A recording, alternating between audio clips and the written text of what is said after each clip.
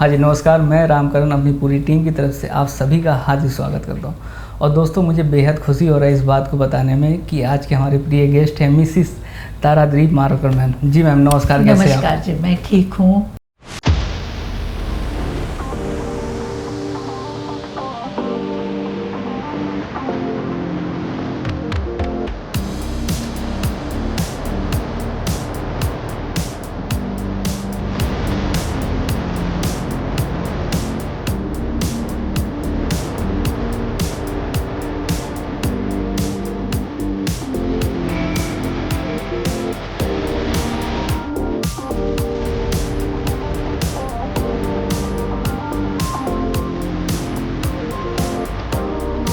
कैसे हो? जी जी बहुत अच्छा है और वेलकम है आपका जहाँ का वहाँ हमारे के पॉडकास्ट में है।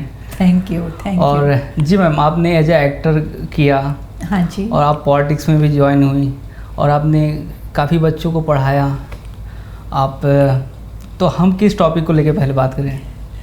अब फिल्मों के बारे में करना चाहे तो वो करे, या फिर बच्चों की जो भी आप चाहे वो कीजिए। वाह क्या बात है। तो अभी हम फिल्मों से चलते हैं, धीरे धीरे पीछे बहुत पीछे चलेगा। तो कैसा रहा आपका एक्सपीरियंस मैम? बहुत अच्छा रहा, बहुत अच्छा रहा। और सबसे पहले जैसे मैंने बच्चे भी जैसे केजी में जाते हैं, उसके बाद स्कूल में जाते हैं, उसके बाद कॉलेज में जाते हैं, वैसे ही मुझे लगता है कि एक्टिंग जब करते हैं ना तब पहले शुरुआत डॉक्यूमेंट्री से, फिर सीरियल से, फिर फिल्मों में अगर जाते तो थोड़ी प्रगल्भता जो मैच्योरिटी है ना वो भी आती है, ऐसे मुझे लग रहा है। वाह बहुत सही बात ने बताया। हाँ, तो सबसे पहले मैंने दादा साहेब फाड़के जी का जो ये था डॉक्यूमेंट्री थी उनकी, मुंबई दूरदर्शन से, तो उसमें मैंने दादा साहेब फाड़के जी की वाइफ का रोल किया, सरस्वती जी का। सुपर। और वो करते वक्त मुझे बहुत ही अच्छा लगा, क्योंकि इतना ग्रेट जो मतलब हम उन्हें कहते हैं कि इंडस्ट्री के पिता उनको कहते हैं, और उनकी वाइफ का मुझे रोल मिलना ये मेरे लिए बहुत बड़ी बात थी। और वो रोल किया, फिर आहिस्ता आहिस्ता सीरियल में किया, काफ़ी मराठी सीरियल्स की जो दामिनी वगैरह काफ़ी फेमस हुई थी उस वक्त, तो उसमें किया, बंदिनी में किया, बाद में हिंदी में आ गई मैं। तो ये आपका फर्स्ट प्रोजेक्ट था मैम? हाँ, फर्स्ट प्रोजेक्ट था, दादा साहेब फाड़के इनका पहला था प्रोजेक्ट में। तो आप कैसे धीरे धीरे अपडेट हुए मैम? फिर अपने आप वो जो दिमाग में था कि अभिनय मुझे करना है जी, तो आहिस्ता आहिस्ता आगे बढ़ती चली गई, उसके बारे में सोचती चली गई, तो अपने आप जब स्ट्रगल करते हैं तो अपने आप रोल्स मिल जाते हैं। ओके। तो मैम आपने तैयारी क्या किया एज ए एक्टिंग के तौर पे? एक्टिंग के तौर पे वैसे देखा जाए तो कोई तैयारी करनी नहीं पड़ती जी। अगर आपके दिमाग में जो है रोल जो है वो दिमाग में होगा, और अगर आप रोल में सीधी तरह से उतर पाती होंगी तो फिर आपको तैयारी की ज़रूरत नहीं होती। लेकिन जो भी है डायलॉग डिलीवरीज है ये वो, हम आहिस्ता आहिस्ता सीखते जाते हैं। हम कितने बड़े बड़े एक्टर्स हैं, उनके भी पहले फिल्म्स देखिए आप, पुरानी फिल्में देखिए उनकी और अब की देखिए, कितना फ़र्क नज़र आता है। काफ़ी डिफरेंस है मैम, काफ़ी डिफरेंस होता है। तो वैसे आहिस्ता आहिस्ता मैं करने लगी, सीरियल्स किए, फिल्मों में भी मुझे रोल्स मिले। वाह। तो फर्स्ट फिल्म कौन सा रहा मैम? अभी मैंने फर्स्ट फिल्म जो मराठी की थी लड़ाई नाम की थी, और हिंदी में लज्जा की मैंने, और बेटी नंबर 1 की। लज्जा तो राजकुमार जी संतोष जी के साथ में की थी, तो उसमें बहुत मज़ा आया, क्योंकि इतने वेल नोन आर्टिस्ट के साथ, वेल नोन डायरेक्टर के साथ में करना मेरे लिए बहुत बड़ी बात थी। तो कैसा लग रहा था? बहुत अच्छा था, बहुत अच्छा लगा था। और उसमें रेखा जी थी, मनीषा कोइराला जी थी, जैकी जी थे, सब अच्छे अच्छे एक्टर के साथ में जब हम काम करते हैं ना तो बहुत अच्छा लगता है, बहुत अच्छा लगता है। तो मैम इतने बड़े बड़े आर्टिस्ट के साथ आपने अपकमिंग मतलब 2-3 प्रोजेक्ट में आपने काम किया, तो ऐसा कुछ अनकंफर्टेबल लगा या कुछ लगा? नहीं, बिल्कुल नहीं लगा। क्यों नहीं लगा? मैंने जब काम किया तो रेखा जी के साथ में काम करना था, तो शॉट भी रेखा जी, मनीषा जी और मैं और मेरी बेटी, ऐसे 4 लोगों का शॉट था। तो मैंने सोचा अगर मैं डर गई रेखा जी के साथ मैं कैसे काम करूं, ऐसे अगर डर गई तो मैं कर ही नहीं पाऊंगी। वाह। तो इसीलिए मैंने क्या सोचा कि अब इतना ही सोचना है कि इस शॉट के लिए जो मैं शॉट कर रही हूँ उसमें रेखा जी की जितनी ज़रूरत है उतनी मेरी भी ज़रूरत है। करेक्ट। तो जितने मैं बड़ी आर्टिस्ट अगर नहीं भी हूँ, लेकिन उस वक्त मुझे वो मैच्योरिटी अपने आप में लानी होगी ताकि मैं नहीं डरूंगी बिल्कुल। और वैसे ही किया मैंने कि है बहुत बड़े आर्टिस्ट है, उनको नमन करके काम शुरू किया और कर दिया, हो गया। तो बट मैम और भी लोग को अनकंफर्टेबल हो जाता है या नहीं कर पाते, तो क्या उनका मतलब रहता होगा, या कुछ आप बताओ किसी का जजमेंट का। आपने अपना बेस्ट दे दिया बट कुछ लोग नहीं दे पाते, तो क्या कारण हो सकता है? हाँ, वो ये नहीं सोचते ना कि उस सीन के बारे में नहीं सोचते वो सोचते हैं कि अगर हमने अच्छा एक्टिंग नहीं किया या अच्छी एक्टिंग नहीं कर पाए तो आगे जाकर अपना नाम खराब होगा। तो ये नहीं सोचना चाहिए, उस सीन के बारे में सिर्फ सोचो, जो सीन कर रहे हो उस सीन के बारे में केवल सोचेंगे ना तो कभी भी आप अनकंफर्टेबल नहीं होंगे। ओके। और एक चीज़ ये भी है कि आपको कहीं ना कहीं इस चीज़ का भी लगता है कि आप को ऐसा भी लगता होगा कि मैं सामने वाले बहुत बड़े हैं, बहुत उन्होंने काम किया है, और फिर उनके साथ ऐसा भी होता होगा अनकंफर्टेबल होने का? नहीं हुआ ऐसा, क्योंकि कि मैंने बचपन से मैं एज ए सिंगर मैंने काफ़ी शोज़ किए हुए। हाँ, काफ़ी शोज़ किए हुए थे सिंगिंग के तौर पे। सिंगिंग के। Okay. और फिर पहले शोज़ मैंने पहले स्कूल में करती थी, बाद में दिवाली में, गणपति में ऐसे शो में गाती थी, फिर आहिस्ता आहिस्ता ऐसे शोज़ करती चली गई। तो शोज़ करते करते काफ़ी फिल्म स्टार नाइट्स काफ़ी किए मैंने। तो जॉनी लीवर जी के साथ में काफ़ी किए शोज़, महेंद्र कपूर जी के साथ में किए, फिर जयश्री टी जी के उनके साथ में किए, मल्लू मालती जी उनके साथ में, काफ़ी लोगों के साथ में मैंने किए। तो जब मैं करती थी ना तो उनके साथ में हम लोग इतने हिल मिल जाते थे ना, ऐसे लगता ही नहीं था कि मतलब कोई, और वो भी मुझे एकदम बच्चे की तरह मतलब हमसे बर्ताव करते थे, हमसे उनका इतना लगाव हो जाता था ना।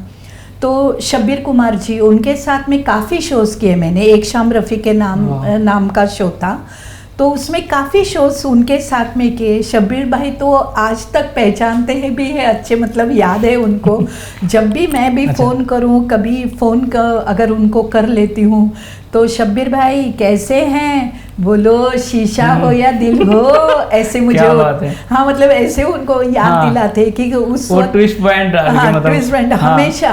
तो वो अच्छा लगता है ये सुन के। तो ये मुझे आर्टिस्ट लोगों में कोई, जॉनी जी इतने अच्छे इंसान है, इतने अच्छे इंसान है ना, तो मतलब हमने काफ़ी टूर साथ में किए हैं।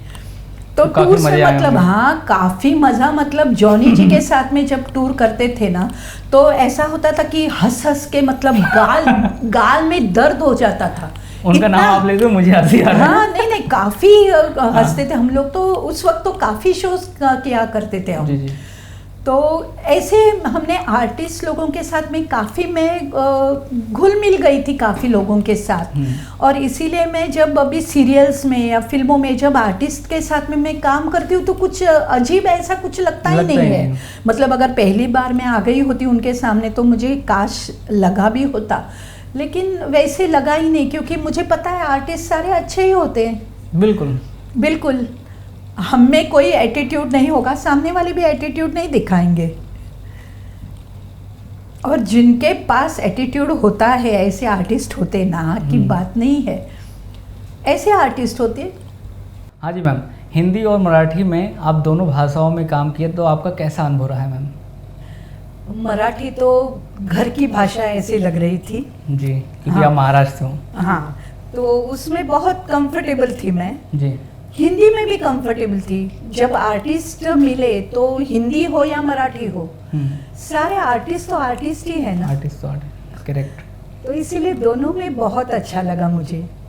और वो मेनली तो मेरे दिमाग से मैंने ये निकाल दिया कि मैंने मराठी में काम किया, मैं हिंदी में कैसे करूँगी। कर पाऊंगी या नहीं, ये जो डर था ना वही मैंने निकाल दिया पहले। तो निकाल देने की वजह से कहीं पर भी मुझे दिक्कत आई ही नहीं। तो दोनों अनुभव बहुत अच्छे रहे मुझे। तो मैम निकालने का क्या आपका सोच रहा होगा? सोच मतलब पहले अपने मन को ही समझाना पड़ता है। जी, खुद को समझाना पड़ता है कि नहीं, मुझे डरना नहीं चाहिए। अगर मैं डरूंगी तो मैं कैसे कर पाऊंगी। ओके। और अगर नहीं कर पाई तो फिर यहाँ पर ये एंड होगा। तो एंड तो मुझे करना नहीं है, मुझे तो ये अभी जो मैंने शुरू किया है वो तो अंत तक उसे ले जाना है। जी, तो इसलिए मुझे डर के कुछ फायदा ही नहीं है, तो जो नुकसान हो उसमें क्यों जाए।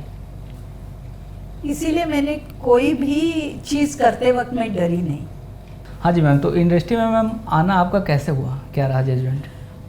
मैं तो 8वीं में 9वीं में थी, कुछ 14 साल की वगैरह, तब से मैं शोज़ करती थी, जैसे मैंने कहा आपने आपसे। बताया जी। और शोज़ करते करते काफ़ी आर्टिस्ट लोगों के साथ में भी काम किया। तो मुझे काफ़ी लोग बोलते थे कि तारा तू सिर्फ गाना ही गाती रहेगी कि एक्टिंग करना चाहती हो। तो मैं सुराधना नाम की एक हमारी टीम थी, मतलब म्यूज़िकल टीम। ओके। तो उसमें भूपेंद्र भाई करके थे, वो हमें सब गाना वाना सिखाते थे, क्या गाना है, कैसे गाना है वगैरह वो सिखाते थे। तो वो भी मुझे कहने लगे कि गुजराती फिल्म में काम करोगी क्या? मैंने कहा अरे गुजराती फिल्म में मैं कैसे करूँगी काम, मुझे तो एक्टिंग आती नहीं। तो उन्होंने कहा एक्टिंग आने की ये चीज़ ही नहीं है, कर सकती हो तुम। तो मैंने कहा तो मैं शुरू तो मराठी से ही करूँगी। और मराठी से फिर मैंने आहिस्ता आहिस्ता फिर दिमाग में आ गया कि मुझे ये अभिनय का कुछ तो करना चाहिए, और फिर मैंने शुरू कर दिया और ऐसे मेरी इंडस्ट्री में एंट्री हो गई। तो फिर मैम आपने गुजराती फिल्म किया या क्या है? नहीं की, मैंने नहीं की। आपने नहीं किया? नहीं की। और ये आपका मराठी फिल्म रहा? हाँ।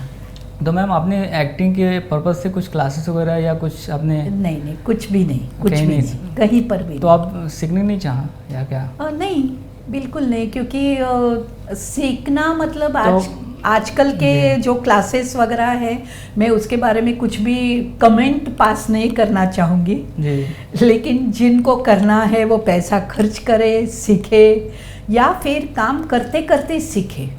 तो मैंने काम करते करते सीखना ही पसंद किया। तो मैम एज ए एक्टिंग के तौर पे किसी ने आपको मोटिवेट किया कि आपको करना चाहिए, तो आपको कोई एज ए एक्टिंग के तौर पे आपका सपोर्ट किया, कोई किया या क्या, कैसा रहा? ऐसी कोई ज़रूरत नहीं पड़ी वैसे, लेकिन काफ़ी लोग थे जिन्होंने मुझे सपोर्ट भी किया जी। तो जॉनी जी थे। वाह। हाँ, तो उनके साथ में तो बहुत ही अच्छे संबंध थे हमारे। तो उनको मैं एक्टिंग करते वक्त मैं देखती थी ना, तो मुझे लगता था मुझे भी करना चाहिए ना, हम क्यों नहीं करते। कहीं पर हम कहीं कम क्यों लगते हैं, अपने आप को समझते हैं, मतलब हमें पे तो कुछ करना चाहिए, कुछ सीखना चाहिए। तो ऐसे अलग अलग एक्ट्रेसेस को जब देखती थी मैं, तो उनको देख के बहुत सी चीज़ें हम करना चाहते थे। और मैं जॉनी जी ने हमें बहुत एनकरेज किया उस वक्त। और काफ़ी आर्टिस्ट भी मेरे साथ में, जो आर्टिस्ट थे, जो स्टेज शोज़ हम लोग करते थे, तो स्टेज शोज़ में भी काफ़ी मेरे साथ में जो थे ना आर्टिस्ट, वो भी बोलते थे तारा करना, सीरियल में काम करना, इतने नए नए सब आर्टिस्ट आते, तू क्यों नहीं कर रही है। बिल्कुल। तो फिर मैंने कोशिश शुरू की, और कोशिश करने के बाद फल मिला और मैं काम करने लगी। और अपने आप जब काम करते हैं तो अलग अलग रोल्स होते हैं ना, अलग अलग रोल्स होते हैं, तो उस हिसाब से हम सीखते हैं। रज़ा मुराद जी जो थे, उनके साथ में एक फिल्म में काम किया था मैंने। तो उन्होंने मुझे बहुत एनकरेज किया, बहुत मतलब बहुत एनकरेज किया उन्होंने। मतलब उन्होंने बोला कि आप काम करना चाहती हो ना, अच्छा आप अधिकारी ब्रदर्स में क्यों नहीं करती। तो मैंने कहा अधिकारी ब्रदर्स में अगर मिल जाए तो बहुत अच्छी बात है, लेकिन मैं ऐसे कैसे, तो दामिनी में काम करना चाहोगी क्या। मैंने कहा क्यों नहीं। और दूसरे दिन उनकी भी शूटिंग उसी जगह पे थी जहाँ पर दामिनी की शूटिंग चल रही थी।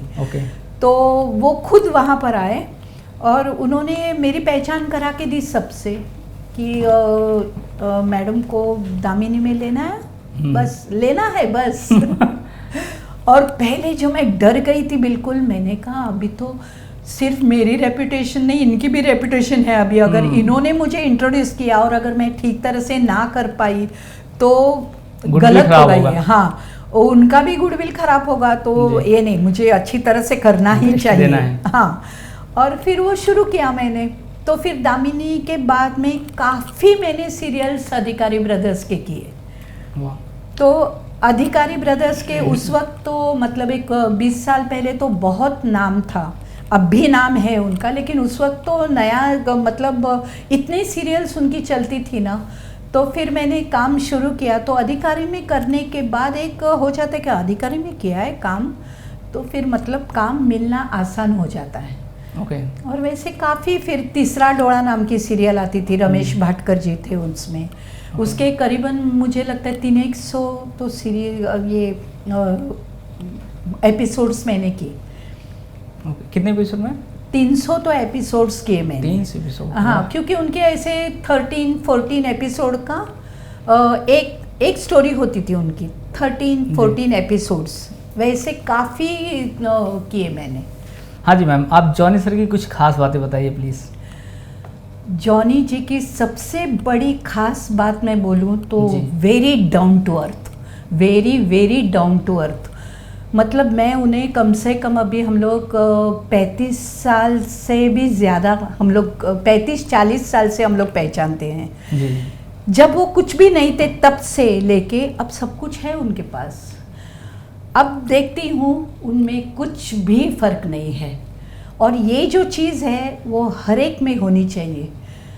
हमारी कुछ भी थोड़ा सा आ जाए तो हम लोग थोड़े फूलने लगते हैं, डिफरेंस चेंजिंग दिखता है। हाँ, तो ये नहीं होना चाहिए, और यही सबसे बड़ी बात मुझे जॉनी जी की लग रही है। यही तो खास बात है। तो उन्होंने काफ़ी अपने आप को बैलेंस रखा स्टार्टिंग टू अभी तक। हाँ जी मैम, तो आपका सिंगिंग कब से और कहाँ से स्टार्टिंग हुआ, कैसे हुआ?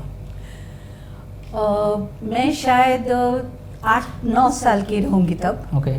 तो हमारे करीबी मतलब बाजू में जी, वहाँ पर पंडित मनोहर चिमोटे, उनका क्लास था। ओके।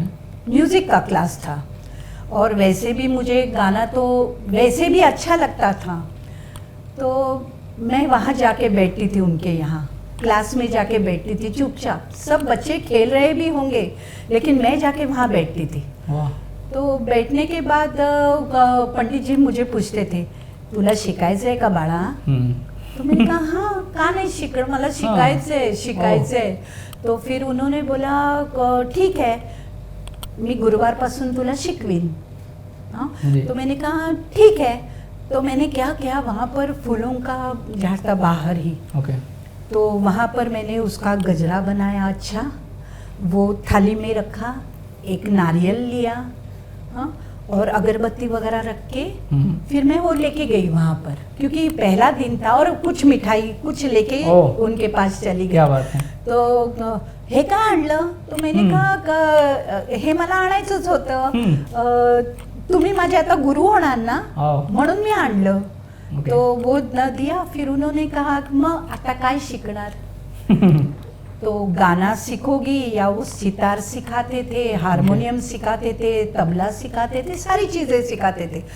तो मैंने कहा मी सतार शिकू? ओके। तो हाँ चालेल, मी सतार शिकवतो। तिथली सतार है ना ती घे। तो उन्होंने सितार दी मुझे, और ऐसे बैठना है, ऐसे करना है करके सितार सिखानी शुरू कर दी। और उसके बाद उन्होंने बोला की सतारीचा दिवस आज आहे, पण शनिवार असतो त्या दिवशी गायन असतं, तो गाणं पण शिक, मी तुला गाणं पण शिकवेन। तो फिर मैंने गाना भी शुरू किया। गाना शुरू करने के बाद उन्हें लगा कि इसकी आवाज़ तो बहुत अच्छी है, पहले क्यों नहीं सीखना चाहती थी ये? तो उन्होंने सिखाना शुरू कर दिया, और फिर मैं सीखती सीखती चली गई। और ऐसे फिर गाना सीखते सीखते ही मुझे कोई पहचान के होंगे उनमें, तुझा आवाज तर खूप छान आहे, तू तिकडे गा. तो फिर दिवाली के प्रोग्राम्स रहते थे, गणपति के प्रोग्राम्स रहते थे, तब मैंने गाना शुरू कर दिया. वहाँ से फिर दूसरे लोगों ने जब सुना, तू आमच्या प्रोग्राममध्ये गाशील का, वाह. तो वहाँ पर शुरू कर दिया. फर्स्ट पेमेंट मेरा कितना था पता है आपको? नहीं. 20 रुपया. 20 रुपया एक शो का सिर्फ 20 रुपया. तो बट उस टाइम उसका तो रहा होगा ना. था, लेकिन 20 वैसे भी कम था, लेकिन हाँ. मैं 20 रुपए में इतनी खुश हुई थी. मुझे अब तक Okay. वो नोट है ना, अब तक मुझे दिमाग में है और अब तक याद है. ओके. हाँ, तो वैसे गाना शुरू हो गया. और एक बार शुरू होने के बाद 6-7 साल तो मैं सीख रही थी उनके पास. तो फिर एक एक प्रोग्राम्स आने लगे, शोज आने लगे. फिर मेरा टूर शुरू हुआ, क्योंकि बाहर गांव में काफ़ी थे. तारिक नाइट मैं करती थी उस वक्त. तारिक नाइट मतलब तारिक तो आप जानते होंगे. जी, हाँ. यादों की बारात में जो थे, हम किसी से कम नहीं उसमें थे. तो उनके साथ में मैं शोज करती थी. तो करते करते फिर आगे बढ़ने लगी और एक एक शोज, हर शो में मुझे नया कोई काम मिल जाता था. वाह. आज शो किया, आप हमारे शो में गाओगी, दूसरा हुआ. उसके बाद में और शो हुए, और शो हुए. ऐसे शो इतने बढ़ गए कि साल में कम से कम मैं 300 तो शो करती थी मैं. वाह. तो ऐसे बहुत अच्छा. गाना शुरू हुआ. तो मैम उस टाइम को आप लग मानोगे या सही टाइम या सही जगह? क्योंकि लग तो था, लग था. लग भी था, जी. लग था, इसीलिए उनका क्लास आया, क्योंकि हाँ जिस हिसाब से आपने इसीलिए बताया. मैं उनके पास गई और गाना शुरू हुआ. तो लग तो था ही, लेकिन बाद में मेरी जब शादी तय हुई तब उन्होंने कहा कि गाना नहीं चाहिए हमें, हमारे यहाँ कोई गाता नहीं है. अच्छा. तो इस शादी के गाना- बाद? हाँ, शादी के बाद गाना छोड़ना पड़ेगा. वो. और तब तो अक्ल थी भी नहीं. और मेरे माँ और पिताजी ऐसे थे कि जो तुम करना चाहो वो करो. मतलब करना चाहती हो तो करो, नहीं करना चाहती हो, छोड़ना चाहती हो तो छोड़ दो, हमें कोई दिक्कत नहीं है उसमें. तो फिर इसलिए शादी के बाद गाना छोड़ दिया मैंने. तो फिर मैम एक्टिंग में आप आए हाँ, एक्टिंग में आई. तो सिंगिंग मना किए, फिर एक्टिंग अलाउ किए, ऐसा? काफ़ी सालों बाद मैंने मैं कहूँ तो ज़िंदगी में मैंने एक दिन भी वेस्ट नहीं किया कभी. जी. क्योंकि अगर ये चीज़ नहीं हो सकती अपने से, दूसरी चीज़ कर सकते हैं. दूसरी चीज़ नहीं हो सकती, तीसरी कर सकते हैं. करते रहना चाहिए. जिस दिन रुक जाए बात ख़त्म हो जाती है. तो सिंगिंग छोड़ने के बाद कैसा अभी कुछ फील होता है? बहुत फील हुआ था, बहुत फील हुआ था. जी. और फील इतना हुआ कि मैं अब तक जी. किसी भी शो में मैं नहीं जाती हूँ. मतलब शो देखने जाऊँ तो आंखें भर आती है ऐसे तब की, मतलब जो तालियां बजती थी वो याद आती है. कैसे हम लोग टूर करते थे उसकी याद आती है. बहुत बुरा भी लगता है और अब ऐसे लगता है कि वो तो दौर चला गया. एक दौर चला जाने के बाद वो जिंदगी में कभी भी वापस नहीं आता. बिल्कुल. उस वक्त तुम्हें जो तय करना है वो करना था. तब तो डिसीजन ले लिया था. तब मैं हार्डली 20 साल की थी. तो और सितार आपने बजाना सीख लिया था कि? हाँ, सीख लिया था. काफ़ी साल सीखी ना मैं. जी जी. हाँ जी मैम, बचपन से लेके अभी तक का कैसा रहा आपका सफ़र? बहुत अच्छा रहा, जी. क्योंकि भगवान ने दी है ज़िंदगी तो हर दिन अच्छा ही होना चाहिए. बिल्कुल मैम. और जिस दिन अच्छा नहीं हुआ उसे भी हम अच्छा मानकर चले. क्या बात है. तो बचपन से मैंने देखा कि मैं और मेरी सिस्टर, सिर्फ हम 2 बच्चे, जी. और माँ और पिताजी घर में. ओके. और माँ और पिताजी ने बहुत बहुत प्यार किया हमसे. खेलना, ये करना, खेलना कूदना सब कुछ था. पढ़ाई थी, सब कुछ था. और फिर स्कूल होने के बाद हम लोग गए कॉलेज में. कॉलेज में भी मैं एज ए सिंगर मैं सब प्रोग्राम्स में रहती थी. Okay. ड्रामा में सब प्रोग्राम्स में रहती थी. तो कॉलेज में भी एकदम आगे आगे होने की वजह से बहुत क्या मैं कहूँ कि इतनी खुशी मिलती थी ना उसमें, तो हर दिन ऐसे लगता था कि कॉलेज में जाना चाहिए, अच्छा पढ़ना चाहिए। हाँ, क्योंकि हम लोग एकदम फेवरेट भी थे सब, क्योंकि हम लोगों को अब बहुत अच्छा फ्रेंडशिप था सिस्टम में। हाँ, अब जैसे है ना कि बच्चों को पिछले सीट पर बैठना अच्छा लगता है, हमें वो पसंद ही नहीं था कभी। अच्छा। हम जाके सबसे पहले बेंच पे बैठेंगे। क्या बात है। हाँ, तो और जो भी पढ़ाते थे सिखाते थे बहुत अच्छी तरह से हम उसे पढ़ भी लेते थे, और हमें ये दिखाना था कि हम कितने आगे बढ़ सकते हैं। अच्छा, मतलब आगे बैठने का थिंकिंग ये था हाँ, कि हम कितना आगे बढ़ सकते हैं। हम कैसे आगे बढ़ सकते हैं, जो भी हमें सिखाते, नानल सर थे, निगोस्कर सर थे, ये हमें हिंदी पढ़ाते थे। और फिर मैम बचपन में आप बदमाशी वगैरह करती थी कि नहीं? मम्मी की बात मानती थी कि नहीं?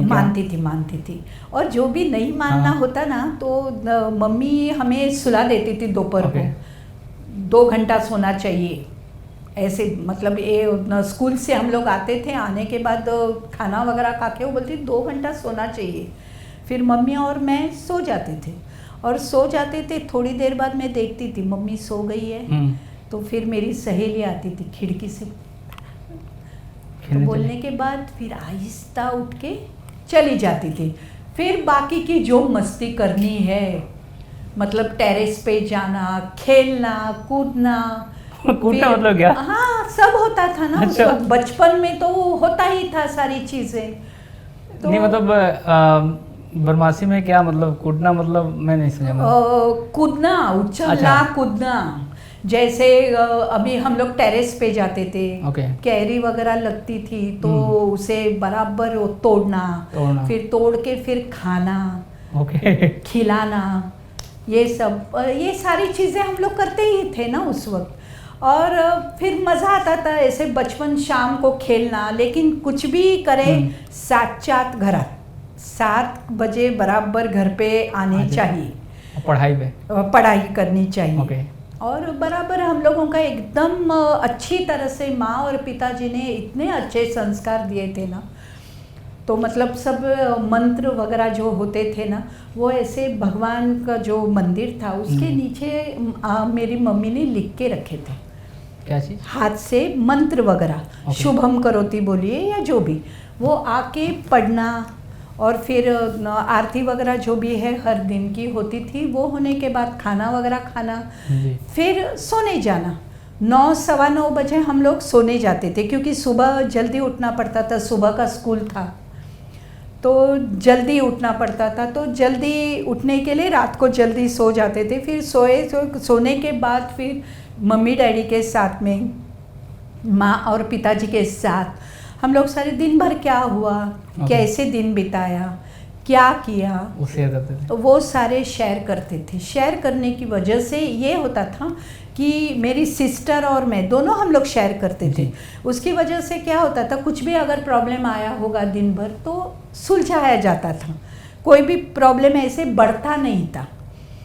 तो ऐसे हमने काफ़ी साल गुजारे। तो आम को कौन तोड़ता था पहले? क्या बोले आप? आम कौन तोड़ता था, आप या आपकी सिस्टर? मैं ज़्यादा थी उसमें। कैसे तोड़ना होता था? पेड़ पे जाके ऐसा? नहीं।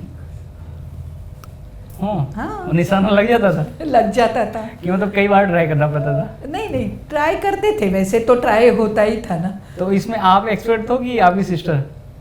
सिस्टर और मैं दोनों। कभी किसी ने भी गिराया, खाना तो दोनों को था।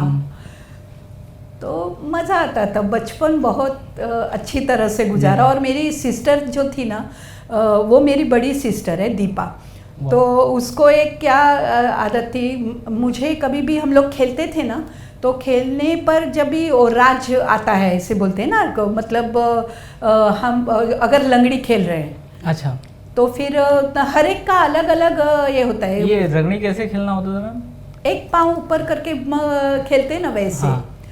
और खेलते वक्त फिर अगर मुझे कभी भी राज मुझ पर आएगा, मतलब मुझे अगर अभी किसी को पकड़ना है या, तो मेरा हमेशा का था, रोना शुरू कर देती थी। अच्छा। तो दीपा बोलती थी, तारा रडू नको ग, मी घेते तुझं राज। और हमेशा वो राज लेती थी। अच्छा। ऐसे फिर हमने दिन गुजारे काफ़ी, और फिर कॉलेज गए, कॉलेज में भी बहुत अच्छे दिन गए, और फिर कॉलेज वगैरह होने के बाद शादी हो गई, फिर दूसरे दुनिया में चले गए। तो बचपन में मैं कौन सा गेम खेलना पसंद था ज़्यादा? हम लोग वो कांदा कोशिम्बीर करके रहता था उस वक्त। सॉरी बट हाँ मैं बोलती हूँ ना, कांदा बताइए। कोशिम्बीर करके वो रहता है। Okay. तो उसमें क्या होता है, अलग अलग पोजीशन में बैठते हैं और ऐसे कूदी लगाते हैं। कितने लोग का सामने। टीम रहता था मैम? कम से कम 2। अच्छा। ज्यादा से ज्यादा जितने अच्छा, होंगे 2 लोग बैठते थे, फिर एक लोग आके जंप करते एक बैठती थी। ओके। हाँ, उसके पहले ऐसे पाँव लंबा करके बैठती थी। Okay. फिर एक पाँव के ऊपर दूसरा पाँव, फिर उसके ऊपर एक हाथ, उसके ऊपर दूसरा हाथ, ऐसे okay. करके उस पर से कूदी मारना। मुझे याद आ रहा है, लेकिन मेरे सिस्टर लोग खेलते थे, बट मैं यूपी से बिलोंग करता हूँ, तो वहाँ पे कुछ और बोल रहे थे, आपके महाराष्ट्र में कुछ और नाम हाँ से जाना हाँ जाता हाँ है। हाँ। ओके। और फिर कैसा रहा आपका सिस्टर के साथ और किसी भी चीज़ में?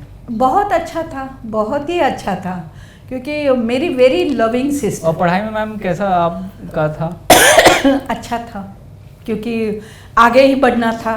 जी। मतलब फर्स्ट 5 रैंक्स में तो आती हूँ। तो मतलब मम्मी का आप बात मान जाती थी कि आप पढ़ाई करना है, टाइम पे घर पे मम्मी आना है, डैडी की तो करना है। बात माननी पड़ती थी उस वक्त।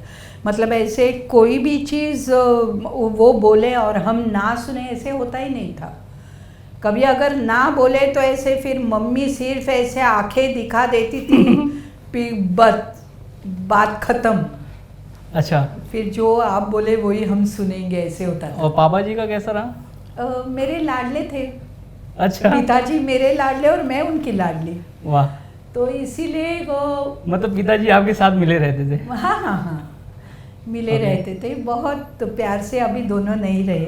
और टीचर को किसी चीज़ का कंप्लेन रहता था कि आपसे काफ़ी ज़्यादा खुश रहती थी? खुश रहती थी। मॉनिटर बनना, ये बनना, वाह। वो मुझे बहुत शौक था। लीडरशिप है ना। क्या बात है। तो उस वक्त तो मॉनिटर बनना चाहिए वगैरह, ऐसा बहुत था। तो मैम क्लास में फर्स्ट आके मॉनिटर बनते थे या आप किसी टेक्निक ट्रिक लगा के? नहीं नहीं, कुछ टेक्निक ट्रिक वगैरह ऐसे जी। कुछ लगाना नहीं पड़ता, उतना दिमाग में नहीं, ही मतलब था ऐसा ही नहीं। गुडविल बना के? नहीं, गुडविल भी ऐसे नहीं, उनको लगता था ऐसे, हाँ तारा तुझे मॉनिटर बनना है, तो जी। ये फर्स्ट 2 रो तुझे संभालना है, वो हाँ। तुम्हें संभालना है, ऐसे हो जाता था। क्योंकि वो कॉन्फिडेंस आपका था, सीट पे आगे confidence आगे था, बैठना हाँ। और फिर चीज़ें करना, फिर उसके बाद तो फिर इसीलिए monitor हो इसी- जाता था वो। तो किसी दिन क्लास में टीचर नहीं आए, मिस किए, तो आप क्लास को कैसे हैंडल करते थे? क्योंकि बच्चे थे, आप भी हाँ, उन्हीं के साथ तो थे। सिर्फ वहाँ पर जाके खड़ी होती थी जी। और सिर्फ इतना ही बोलती, अगर बात की ना किसी ने तो मैं टीचर को बता दूंगी, फिर Okay. टीचर मारेंगे तो मुझे नहीं पता। बस डरा के फिर सबको बोलती थी, हाँ ऑल हेड्स डाउन, सबको सर नीचे करके सो जाओ, ऐसे एक चीज़ें होती थी। तो चुपचाप बैठ जाते थे बच्चे उस वक्त। हाँ जी मैम, तब के लाइफ में आपके लाइफ में क्या अंतर रहा मैम?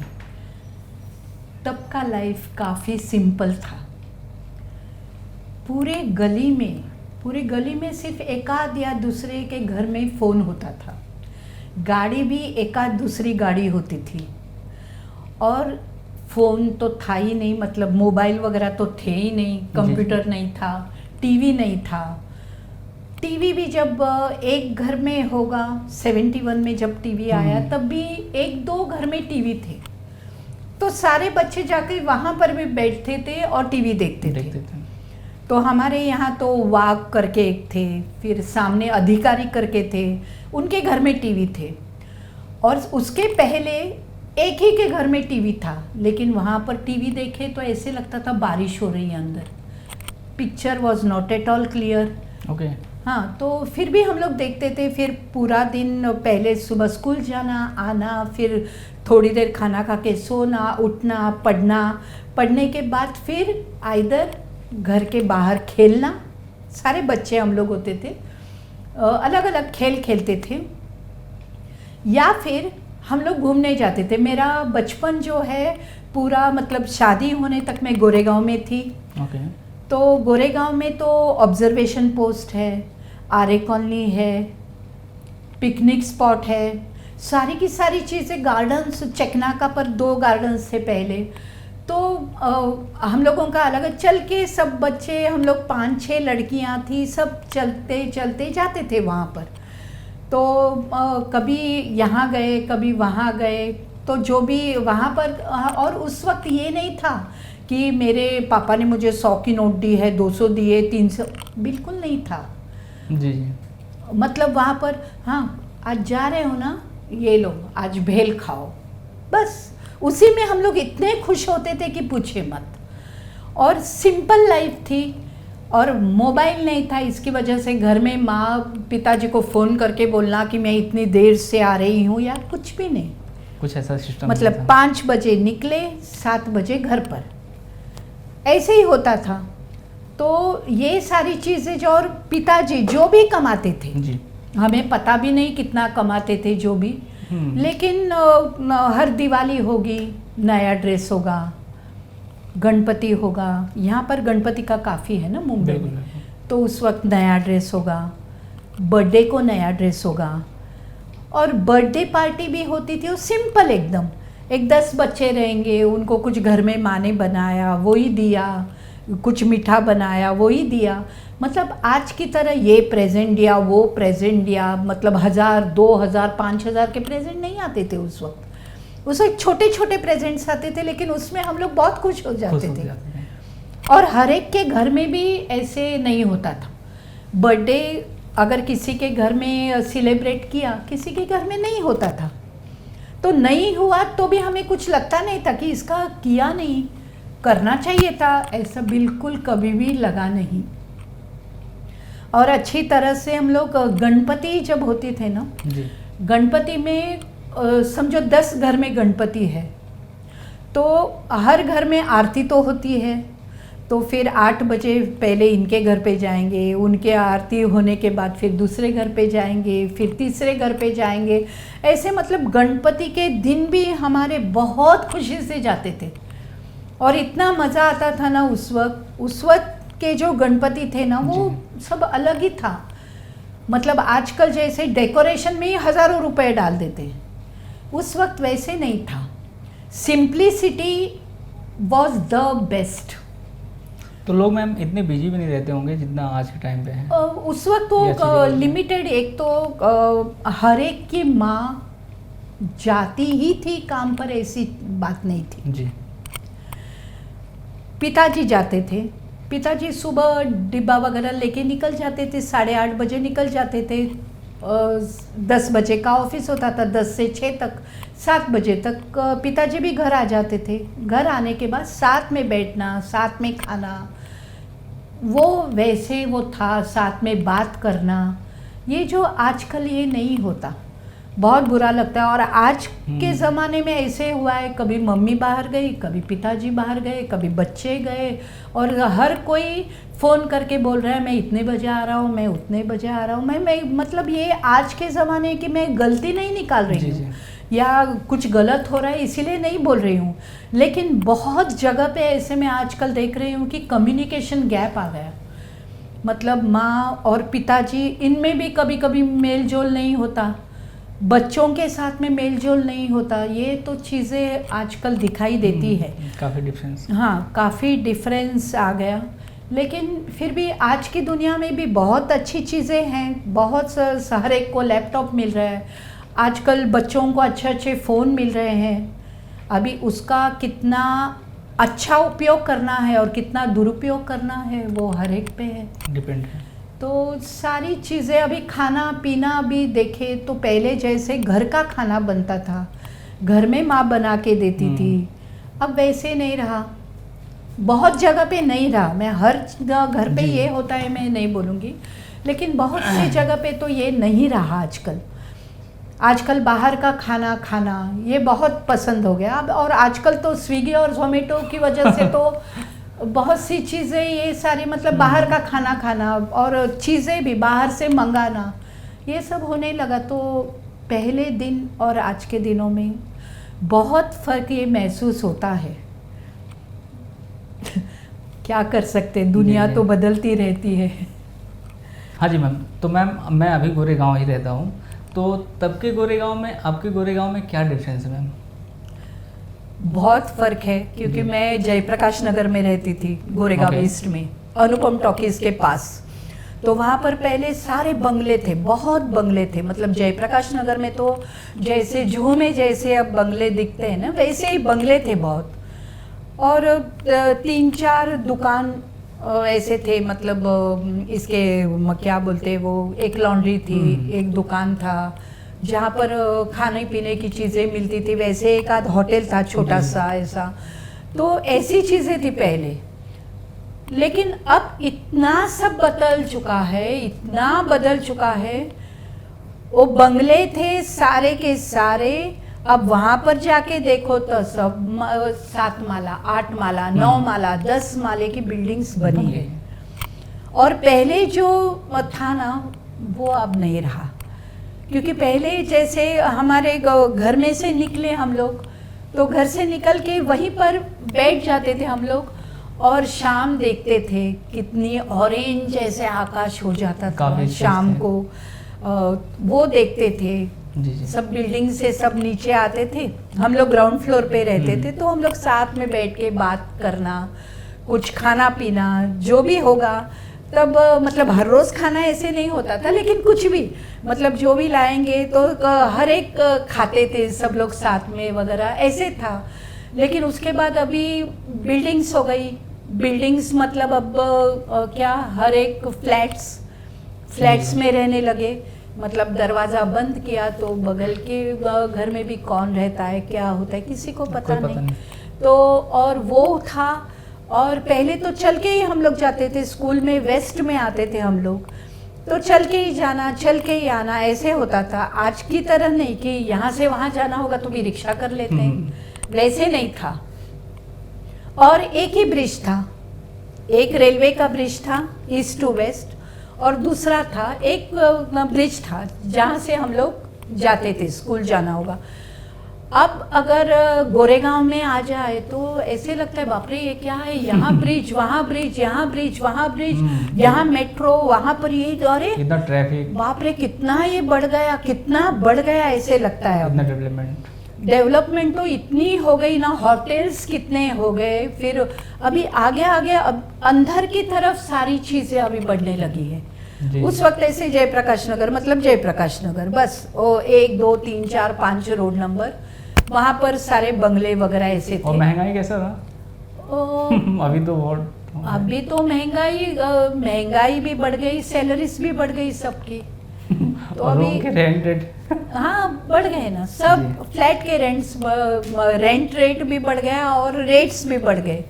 तो सारी चीज़ें बहुत बदली हो गई अभी, मतलब पहले का ज़माना रहा नहीं। क्योंकि मोतीलाल नगर भी आप देखें तो रत्ना होटल है, उधर से सीधा जाने के बाद मोतीलाल नगर था, और अंदर जाने के बाद लेफ्ट से एक ऐसे लेन्स निकलती थी। अब कुछ नहीं, अब मोतीलाल नगर देखेंगे तो पहचानने में भी नहीं आता कि ये मोतीलाल नगर है, ऐसे लगता है।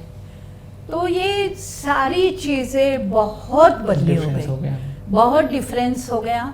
अब जो गोरेगांव में जो पहले बात थी वो अभी रही नहीं। वो आगे अभी कितना डेवलपमेंट होगा? डेवलपमेंट तो आगे होगा ही।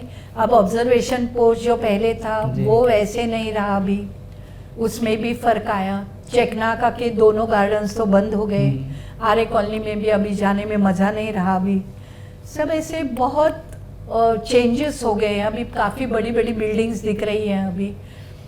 तो सारी चीज़ें बहुत बदली हो गई है, बहुत चेंजेस तो है ही। हाँ जी मैम, जैसे कि मुझे जानकारी मिला कि आप पॉलिटिक्स में भी आपने काम किया हुआ है, तो कैसा आपका आना हुआ?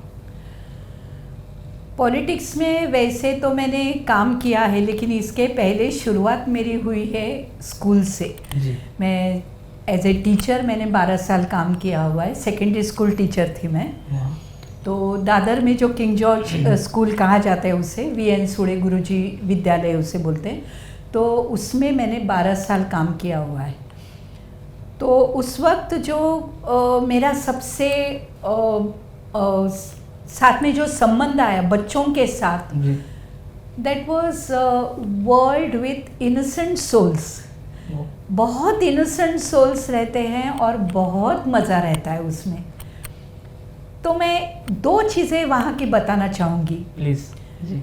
एक तो जब मैं मराठी पढ़ाती थी तो मैं पहले जब प्रिंसिपल के पास गई थी इंटरव्यू के लिए, तब उन्होंने बोला आप 6th स्टैंडर्ड में मराठी पढ़ा सकती हो क्या? तो मैंने कहा मेरा मराठी तो कहीं पर भी नहीं है, सिर्फ स्कूल में लोअर लेवल किया था उतना ही है।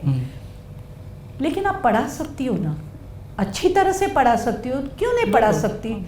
आप तो इतनी अच्छी तरह से बात कर लेती हो तो क्यों नहीं पढ़ा सकोगी? तो पढ़ा दो। तो 6th स्टैंडर्ड में मैं कम पढ़ाती थी। तब पढ़ाते वक्त भी ऐसे में बच्चों को कभी बोर हो जाते बच्चे पढ़ के। जी जी हाँ लगता है। तब मैं उनसे कहती थी आज किताबें रख दो, आज बात करेंगे, हम लोग अपनी भी ज़िंदगी के बारे में कुछ बात करेंगे, आप भी अपने बारे में बात करो। तो मैं उनसे पूछती थी आपको मराठी कैसी लगती है? खूब कठिन है, ऐसे बच्चे मुंह बना के बोलते थे खूप कठीण आहे. कठीण का आहे? तुम्हाला माहिती आहे का की मी महाराष्ट्रीयन नाही आहे, महाराष्ट्रामध्ये राहते म्हणून महाराष्ट्रीयन आहे, पण मी मराठी नाही आहे, माझी मातृभाषा कोकणी आहे. कोकणी. पण मी आता तुम्हाला मराठी शिकवत आहे ना, जर मी मराठी नसताना जर शिकवू शकते, मतलब मेरी मराठी भाषा नहीं है, फिर भी अगर मैं सिखा सकती हूँ तो आप लोग सीख क्यों नहीं सकते? क्या बात है. तो आपको भी सीखना चाहिए. तो ऐसे बोलने के बाद उनको भी अच्छा लगता था. ऐसे एक तो ये चीज़ हुई, उनके दिमाग में डाल दिया मैंने. दूसरा एक था, हमारे यहाँ पर बच्चे 6th स्टैंडर्ड के बच्चों के साथ में मैं क्लास टीचर थी और मेरे क्लास में काफ़ी बच्चे थे, 63-64 बच्चे थे एक क्लास में. एक बार ऐसे बिल्ली का बच्चा था, एक छोटा सा, कहाँ से आया था पता नहीं. ये बच्चे लेके आए क्लास में. ओके. बच्चा लेके आए और लेके आके उनको, उस बच्चे को बहुत, एक अलमारी थी, उसमें ऐसे 4 लकड़े के दरवाजे रहते ना, तो उसमें से वो लकड़ा निकल चुका था. तो उसके अंदर उस बच्चे को रखा था इन्होंने, छुपा दिए हुए थे. हाँ नहीं, पूरा दिन रखा था वहाँ पे ताकि वो भागे नहीं. फिर उसको खाना दे रहे थे. मैं खाना क्या दोगे, वो खाएगा नहीं, उसको सिर्फ दूध देना पड़ेगा वगैरह, वो सब किया. फिर दूसरे दिन ऐसे हो कि अभी बच्चे को बोलने लगे अभी इसको अकेले कैसे छोड़ के जाएंगे, छोटा बच्चा है, वो अकेला कैसे रहेगा, रात को डरेगा ये. वाह. तो फिर एक बच्चा बोला मैं लेके जाता हूँ घर पे. वो लेके गया और फिर दूसरे दिन स्कूल बस से आता था तो थैली में रखा उसको और थैली ऐसे बंद करके रख दी. उसको लगा वो बिल्ली अगर, वो बच्चा अगर कूद जाएगा तो उसको लगेगा करके उसने ऐसे ही बंद करके वो लेके आया और यहाँ ला के खोया तो बिल्ली का बच्चा तो मर चुका था.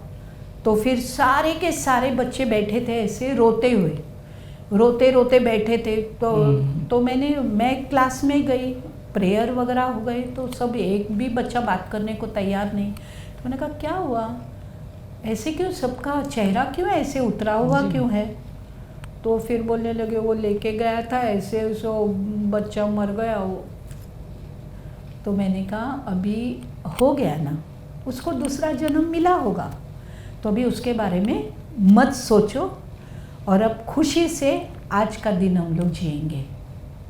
चलो टेक्स्ट बुक खोलो और अब हम लोग पढ़ाई करते हैं. ऐसे फिर वो स्कूल में बच्चों के साथ में हम लोगों का इतना अच्छा मेल जोल था. अब तक मेरे सारे बच्चे अब तक मुझे याद करते हैं. मालवणकर टीचर, मतलब उनको अब तक याद है सारे बच्चों को. तो ये तो सब बच्चे जो है वो सारे अब तक याद करते हैं. कहीं मिलते हैं तो वो तो बड़े हुए हैं अभी काफ़ी. लड़कियां तो पहचानने में आती है लेकिन लड़के तो पहचानने भी नहीं आते ऐसे. तो वो लड़के बोलते हैं मालवण का टीचर ना. तो वो जब ऐसे बोलते हैं ना मालवण का टीचर ना, तो मतलब उनका प्यार, उनका लगाव जो है ना, वो बात करते हैं उससे हमें दिखाई देता है ऐसे. तो बहुत स्कूल का बहुत अच्छा था। और उसके बाद में फिर स्कूल मैंने जैसे कहा आपसे, घर में जो बड़े बूढ़े थे उनकी सेवा के लिए मुझे रिज़ाइन करना पड़ा था उस वक्त। 12 साल के बाद में मैंने छोड़ा के बाद था। आपने तो फिर आहिस्ता आहिस्ता एक एक ही चीज़ें मैंने शुरू की। फिर मैं काम करती ही थी सबके लिए, तो कोई भी काम हो तो मैं करती थी। तो फिर हमारे बिल्डिंग में ही भरत जाधव जो एक्टर है ना जी, मराठी एक्टर, वो रहते थे। ओके। तो उनकी वाइफ मेरी अच्छी पहचान वाली, तो वो कहने लगी कि ताराताई तुम्ही एक काम करा, मनसेमध्ये तिकडे विभाग अध्यक्षपदाचं चाललंय, तुम्ही जा तिकडे। ओके। तो फिर मैंने कहा मेरे पास बायोडाटा वगैरह कुछ भी नहीं है, जाकर क्या करूं मैं, आप जाके मिल के तो आओ। गई उधर, ये 2009 में। तो 2009 में गई तो फिर उन्होंने कहा कि बहुत अच्छा, तो आप जो बोल रही हैं उस पर तो आपका तो बायोडाटा तो बहुत अच्छा है, हमें कुछ भी नहीं चाहिए आपसे बायोडाटा वगैरह, आप विभाग अध्यक्ष बन सकती है क्या? जी। मैंने क्यों नहीं बन सकूंगी, बनूंगी। तब तक तो पॉलिटिक्स में आने का कभी सोचा भी नहीं था कभी। तो फिर विभाग अध्यक्ष बन गई। विभाग अध्यक्ष बन गई तो एजुकेशन के हिसाब से MA BEd में हूँ। तो फिर उनका सीनेट का इलेक्शन हुआ, तो सीनेट के इलेक्शन में मुझे उन्होंने दे दिया, फिर कैंडिडेचर दे दिया। तो उधर वो सीनेट का इलेक्शन मुंबई यूनिवर्सिटी का वो लड़ा। उसके बाद 2012 में म्युनिसिपल इलेक्शंस आए, तो बोले म्युनिसिपल इलेक्शंस आहेत, लड़ना ना? हाँ, हमारा तो हाँ ही, कभी भी ना बोला ही नहीं कभी किसी चीज़ को। फिर इलेक्शन लड़ा वो, वहाँ पर अच्छे खासे वोट्स मिले, 4,500 के आसपास, 4447 इतने वोट्स मिले थे म्युनिसिपल इलेक्शन में। तब वो हुआ, तो उसके बाद एक के पीछे मैंने सिर्फ इतना ही किया आज तक। जो अगर आपने अगर पूछा मुझे कि आपने क्या क्या किया है, तो मैं सिर्फ इतना ही बोलती हूँ कि मैं जब ऊपर जाऊंगी ना, तो भगवान मुझे ये नहीं पूछना पड़े कि तुमने ये क्यों नहीं किया। नहीं, मैंने सब किया है। तो मैं जितना भी जो भी दिन आता है जी, तो अच्छी तरह से पॉजिटिवली कैसे करना है। और मैं सोचती हूँ सिर्फ आज के बारे में और कल के बारे में। मैं जैसे उगते हुए सूरज को हर कोई नमन करता है, मैं तो डूबते हुए सूरज को भी करती हूँ। क्यों करती हूँ? हमारी बराबर खिड़की से दिखता है। तब मैं नमन करके इतना ही कहती हूँ, आज का दिन तो बहुत अच्छा गया, कल का दिन भी ऐसा ही होने दो, बस। हाँ जी मैम, तो अभी तक का आपका इतना सफ़र रहा है मैम, तो अभी तक आप कंफर्टेबल या संतुष्ट हैं? मैं संतुष्ट है ऐसा नहीं कहूँगी जी। खुश हूँ मैं, ओके। लेकिन संतुष्टि जो है ना, वो मैं अपने आप में नहीं लाना चाहती। क्यों नहीं लाना चाहती? जिस दिन मैं सारी चीज़ों में संतुष्ट हो जाऊँगी, उस दिन मैं रिटायर्ड लाइफ जीऊँगी, सब चीज़ें करना छोड़ दूँगी, मुझे और कुछ नहीं करना ये सोचूँगी। उससे भी मैं सोचती हूँ जो मेरी चीज़ें चल रही हैं उसी में भी कुछ अगर मेरा डेवलपमेंट हो सकता है तो उसी में मैं करना चाहूँगी। हाँ जी मैम, तो अभी एज ए एक्टिंग में या सिंगिंग में आने वाले बच्चे लोग को या न्यू कमर को आप क्या सजेस्ट करोगे? मैं इतना ही बोलूँगी कि एट एनी कॉस्ट, जो आजकल के बच्चे सोचते हैं ना, at any cost I want to do this, okay, मैं ये करना ही चाहती हूँ या करना ही चाहता हूँ, ये एट एनी कॉस्ट ये वर्ड निकाल दीजिए। सिर्फ मेहनत कीजिए आप, और फिर अच्छे मौके का इंतज़ार कीजिए। ज़रूर आपका सपना सही होगा, सच होगा। लेकिन ये जो आप कह रहे हो, जो आजकल के बच्चे जो करते हैं, जी जी, उनको स्विमिंग में भी करना है, उन्हें और खेल में भी करना है, उन्हें सिंगिंग में भी करना है, कुछ बजाना भी है, लेकिन तय तो करो क्या करना है तुम्हें। डिसीजन एक लेना। हाँ, डिसीजन अच्छी तरह से लो, तुम्हारे एप्टीट्यूड के हिसाब से डिसीजन लो और उसी पर मेहनत करो और आगे बढ़ो, तो ज़रूर सफल हो पाओगे। बहुत बहुत धन्यवाद मैम, आपने मेरे चैनल में आया, आपने अपनी कीमती समय निकाल के, और जहाँ कम वहाँ हम अजीत पॉडकास्ट में आपको हमेशा वेलकम रहेगा। हमारे मराठी ऑडियन्स के लिए प्लीज़ आप 2 शब्द कहिए। अवश्य अवश्य। आता हा जो कार्यक्रम झाला तो हिंदीमध्ये झाला, तो पण आपल्याला सगळ्यांना आवडलाच असेल। आता मी सगळ्यांना तुम्हाला रिक्वेस्ट करते की तुम्ही हा चॅनल शेअर करा, सबस्क्राईब करा आणि लाईक करा आणि नक्की चॅनल बघत जा। धन्यवाद।